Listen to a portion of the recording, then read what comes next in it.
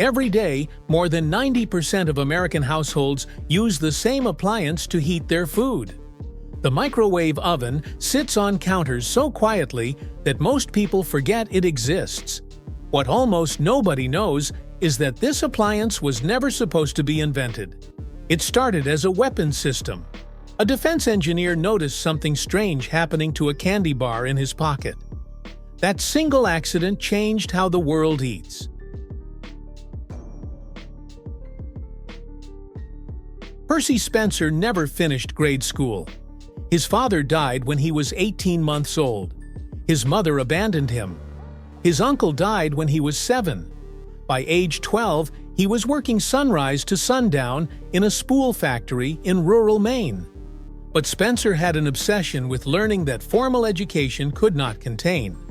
He taught himself calculus, trigonometry, chemistry, and physics during night shifts, reading every technical book he could find.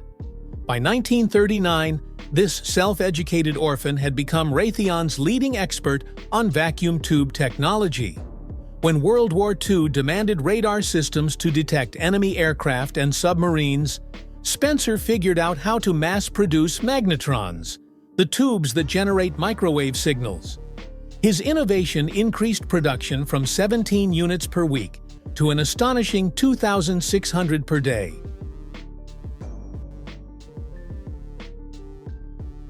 One day in 1945, Spencer was testing a high-powered magnetron when he reached into his pocket for his lunch snack.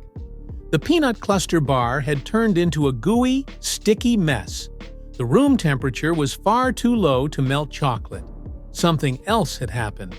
Most engineers would have thrown the ruined candy away and continued their work. Spencer's mind worked differently. An MIT scientist later observed that his lack of formal education was actually an advantage. Educated engineers know what supposedly cannot be done. Spencer never learned those limits. Instead of ignoring the melted candy, he grabbed a bag of popcorn kernels and held them near the active magnetron. They began to pop. He shared the world's first microwave popcorn with the entire office the following morning.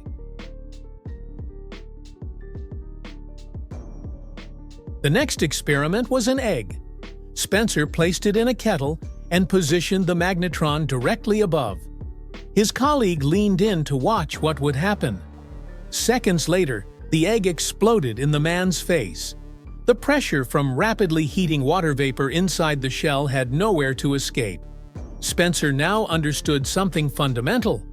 Microwaves could heat food from the inside out, and they could do it remarkably fast. He built a metal box, attached a magnetron to feed microwave energy inside, and placed various foods in the chamber. The metal walls trapped the electromagnetic waves, creating a controlled cooking environment. Raytheon filed for a patent on October 8, 1945. The microwave oven was born from a melted candy bar and an exploding egg.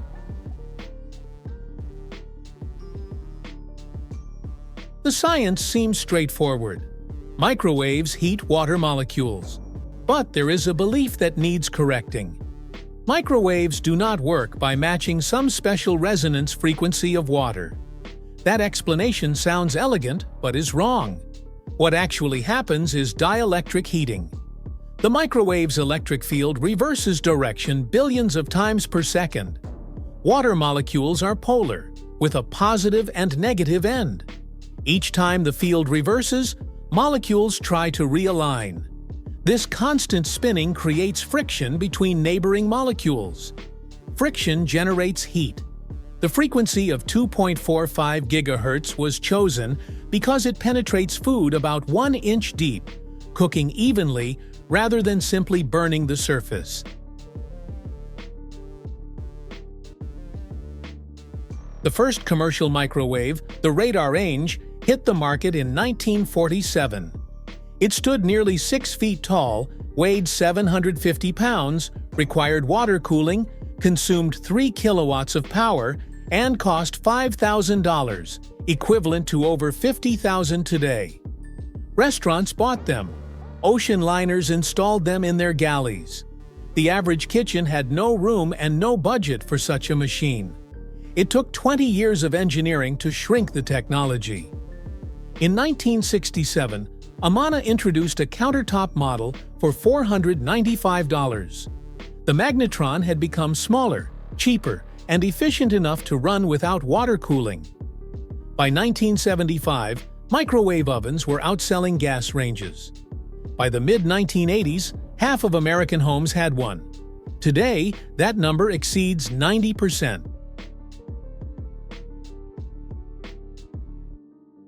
Here is where the story gets complicated by fear. People worried that microwave radiation would leak out and cause cancer. Parents told children never to stand in front of operating microwaves. Some still believe this today.